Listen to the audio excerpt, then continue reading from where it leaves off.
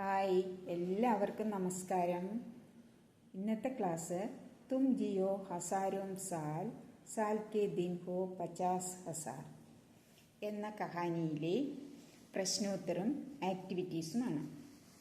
പഹലെ പ്രശ്ന देखिए. Mother Teresa, अमीर गुजरो या गांधी जी,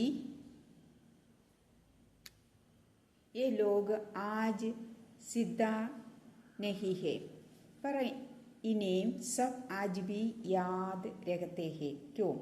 മദർ തെരേസയും അമീർ ഖുസരോ അല്ലെങ്കിൽ ഗാന്ധിജി അങ്ങനെയുള്ള മഹത് വ്യക്തികൾ ഒന്നും തന്നെ ആജ് സിന്ദാ നഹി ഹേ, ആരും തന്നെ ജീവിച്ചിരിപ്പില്ല. पर इन्हें सब आज भी याद रखते हैं, എന്നാൽ അവരെല്ലാം നമ്മൾ ഇന്നും ഓർമ്മിക്കുന്നു. ക്യോം, എന്തുകൊണ്ട്?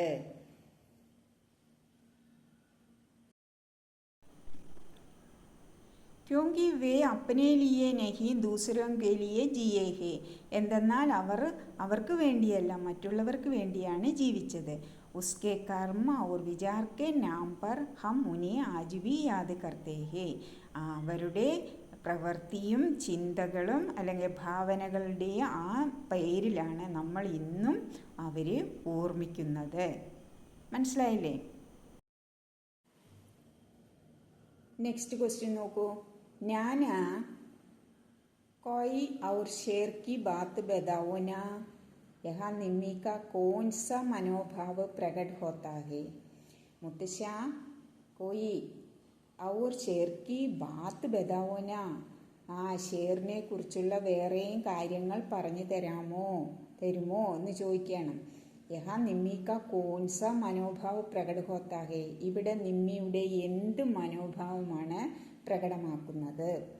ഇങ്ങനെയുള്ള ആരെങ്കിലും എന്തെങ്കിലും അറിയാനായിട്ടുള്ള ജിജ്ഞാസ കാണിച്ചിട്ടുണ്ടെങ്കിൽ അവിടെയൊക്കെ ജ്ഞാനാർജൻ കാ മനോഭാവമാണ് ആൻസർ വരുന്നത്. ജ്ഞാനാർജൻ എന്ന് പറഞ്ഞാൽ ജ്ഞാനം ആർജിക്കുക, അതായത് അറിവ് നേടാനുള്ള ഒരു വ്യഗ്രത, അതാണ് ജ്ഞാനാർജൻ കാ മനോഭാവ്. അറിവ് ആർജിക്കാനുള്ള ആ മനോഭാവമാണ് ഇവിടെ നിമ്മിയുടെ ആ മനോഭാവം. नाना कोई और शेर की बात बताओ ना. यहाँ निम्मी का कौन सा मनोभाव प्रकट होता है? यहाँ निम्मी के ज्ञानार्जन का മനോഭാവ പ്രകട होता है. ഇവിടെ നിമ്മിയുടെ അറിവ് നേടാനുള്ള ആ മനോഭാവമാണ് പ്രകടമാക്കുന്നത്. ആക്ടിവിറ്റീസ് നോക്കൂ. കഹാനി के आधार पर तालिका में सही या गलत लिखिए. കഹാനിയുടെ അടിസ്ഥാനമാക്കി താലിക, ആ കോളത്തിൽ സഹിയാണോ ഗലത്താണോ ശരിയാണോ തെറ്റാണോ എന്ന് എഴുതുക. ബർത്ത്ഡേ കാർഡ് ബഹുത്ത് സുന്ദർ ഥാ. ശരിയോ തെറ്റോ? ശരിയാണ് അല്ലേ? അപ്പം നമുക്ക് ഈ കോളത്തിൽ ശരി കൊടുക്കാം. ബർത്ത്ഡേ കാർഡ് ബഹുത്ത് സുന്ദർ ഥാ. അടുത്ത നാനാനെ നിമ്മിക്കോ ടാണ്ട. മുത്തശ്ശൻ നിമ്മിയെ ശകാരിച്ചു, ദേഷ്യപ്പെട്ടു. നാനാനെ നിമ്മിക്കോ ടാണ്ട എന്ന് പറഞ്ഞാൽ മുത്തശ്ശൻ നിമ്മിയെ ശകാരിച്ചു എന്നാണ്. ആണോ? മുത്തശ്ശൻ ശകാരിച്ചിട്ടില്ല, കാര്യങ്ങൾ പറഞ്ഞാണ്. അപ്പം അത് തെറ്റാണ്. ബർത്ത്ഡേ കാർഡ് പർ ഷേർ ലിഖാധ. ബർത്ത്ഡേ കാർഡിൽ ഷേർ ലിഖാധ. ഷേർ മീൻസ് ഇരടി എഴുതിയിട്ടുണ്ടായിരുന്നു. ശരി. അടുത്ത നിമ്മീനെ നാനാക്കോ കാർഡ് ദിഖായ. നിമ്മി മുത്തശ്ശനെ കാർഡ് കാണിച്ചു. ശരി. വിനോദ് അങ്കിളിനെ നിമ്മിക്കോ ഖിലൗനെ ദിയേ. വിനോദ് അങ്കിള് നിമ്മിക്ക് കളിപ്പാട്ടം കൊടുത്തു. ആണോ? കൊടുത്തിട്ടില്ല. ബർത്ത്ഡേ കാർഡല്ലേ കൊടുത്തത്. അപ്പം അത് ഗലത്ത്. മഹാത്മാവുങ്കി യാദ് ഹമേശ രഹി ജാത്തി ഹേ. മഹാത്മാക്കളുടെ ആ യാദ്, ഓർമ്മ എപ്പോഴും ഉണ്ടായിക്കൊണ്ടിരിക്കുന്നു. മഹാത്മാക്കളെ നമ്മൾ എപ്പോഴും ഓർക്കില്ലേ? അതാണ്, അത് ശരിയാണ് അല്ലേ? മഹാത്മാക്കളെ എപ്പോഴും നമ്മൾ ഓർക്കും. അപ്പം ഇത്രയാണ് ആക്ടിവിറ്റി. ഇനി സഹി മിലാൻ കർക്കെ വാക്യ ബനായി. ശരിയായിട്ടുള്ളത് എടുത്തെഴുതി കണ്ടുപിടിച്ചെഴുതി വാക്യം ഉണ്ടാക്കാം. ഒന്നാമത്തത് മിശ്ര ഗാലിബ്. ഒന്നാമത്തെ ഒരു സർക്കിളിൽ കൊടുത്തിരിക്കുന്നത് മിർസ ഗാലിബ്, ദുനിയ ഹമേം, ഷേർമേം, ഹസാരോം സാൽ. ഇപ്പുറത്ത് കൊടുത്ത കോൻ ജീത്താ ഹേ, ദോ ദോ ലൈൻസ് ഹോത്തി ഹേ, ഉർദു കെ ഷായർ ഥേ, ഹമേശ യാദ് രഹി. അപ്പോൾ ആദ്യത്തെ മിശ്ര ഗാലിബ്. മിശ്ര ഗാലിബ് ആരാണ്? ഉർദു കെ ഷായർ ഥേ, ഉർദുവിലെ ഒരു കവിയാണ്. അപ്പോൾ മൂന്നാമത്തെയാണ് ഒന്നാമത്തേതായിട്ട് വരിക. അപ്പം നമ്മൾ എങ്ങനെ വരയ്ക്കും? ഇങ്ങനെ വരയ്ക്കാം, കണ്ട. ഇനി അടുത്തത് ദുനിയാമേം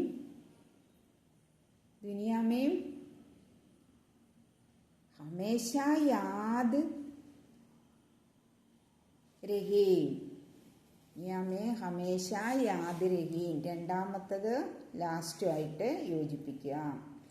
ഇനി അടുത്തത് ഷേർ മേ ദോ ദോ ലൈൻ ഹോത്തി ഹേ. ഷേറിൽ ഇരടിയിൽ എത്ര ലൈനാണ് ഉള്ളത്? 2. അപ്പം ഷേർ മേ ദോ ദോ ലൈൻ ഹോത്തി ഹേ. അടുത്തത് എന്താണ്? ഹസാരോം സാൽ കോൻ ജീത്താ ഹേ. 1000 വർഷം ആരാണ് ജീവിക്കുന്നത്? ഹസാരോം സാൽ കോൻ ജീത്താ ഹേ. ഇങ്ങനെ എഴുതിയിട്ട് ഇങ്ങനെ അടയാളം ചെയ്തിട്ട് നോട്ട്ബുക്കിൽ ഇത് എടുത്തെഴുതുക. ഒന്നാമത്തെ മിശ്ര ഗാലിബ്, ഉർദു കെ ഷായർ ഥേ, ദുനിയാ മേ ഹമേശ യാദ് രഹേ, ഷേർ മേ ദോ ദോ ലൈൻസ് ഹോത്തി. അത് ഇമ്പോർട്ടൻ്റ് ആണ്, നമ്മൾ ആദ്യമായിട്ട് പഠിക്കുന്നതാണ് ഷേറിൻ്റെ പ്രത്യേകത. ഷേർ എന്ന് പറഞ്ഞാൽ ഒരു കവിതാ ഭാഗമാണ്, 2 വരികൾ അടങ്ങുന്ന കവിതാ ഭാഗമാണ് ഷേർ. ഹസാരോം സാൽ കോൻ ജീത്താ ഹേ. 1000കണക്കിന് വർഷങ്ങൾ ആര് ജീവിക്കുന്നു? ക്വസ്റ്റ്യൻ ആണ് അല്ലേ? ഹസാരോം സാൽ കോൻ ജീത്താ ഹേ. ഇനി അടുത്ത ക്വസ്റ്റ്യൻ, बर्थडे कार्ड की विशेषताओं पर निम्मी और सहेली रीना के बीच बातें होती है. एक बातचीत तैयार करें. ബർത്ത്ഡേ കാർഡിൻ്റെ വിശേഷതകളെ പറ്റി നിമ്മിയും സഹേലിയായ കൂട്ടുകാരിയായ റീനയും കൂടി സംസാരിച്ചു. ആ സംസാരം എങ്ങനെയായിരുന്നു എന്ന് തയ്യാറാക്കാനാണ് പറഞ്ഞിരിക്കുന്നത്. നിമ്മിയുടെയും റീനയുടെയും ആ സംഭാഷണം എന്താണെന്ന് നോക്കാം. റീന ഹായ്, നിമ്മി നമസ്തേ. റീന ഹായ് പറഞ്ഞ് നിമ്മിക്ക് നമസ്തേ കൊടുക്കുകയാണ്. നിമ്മി തിരിച്ച് നിമ്മി നമസ്തേ റീന. അടുത്തത് നോക്കൂ. റീന ബഹുത്തധികം ഉപഹാർ മില. വളരെയധികം സമ്മാനങ്ങൾ കിട്ടിയോ? നിമ്മി ഹാം ഇസ്മേ ഏക് ബർത്ത്ഡേ കാർഡ് ബഹുത്ത് അച്ഛാ ഥാ. അതിലൊരു ബർത്ത്ഡേ കാർഡ് വളരെ നന്നായിരുന്നു. അപ്പോൾ ഒന്നുകൂടെ പറയാം. റീന ഹായ്, നിമ്മി നമസ്തേ. നിമ്മി നമസ്തേ റീന. റീന ബഹുത്തധികം ഉപഹാർ മില. निम्मी हाँ इसमें एक बर्थडे कार्ड बहुत अच्छा था. റീന വഹ് കാർഡ് കിസ്നെ ദിയാ. ആ കാർഡ് നിനക്ക് ആരാ തന്നത്? Nimmi Vinod uncle. Reena card may ക്യാ ലിഖാ ഥാ. കാർഡിൽ എന്തായിരുന്നു എഴുതിയിരുന്നത്? നിമ്മി ഏക് ഷേർ.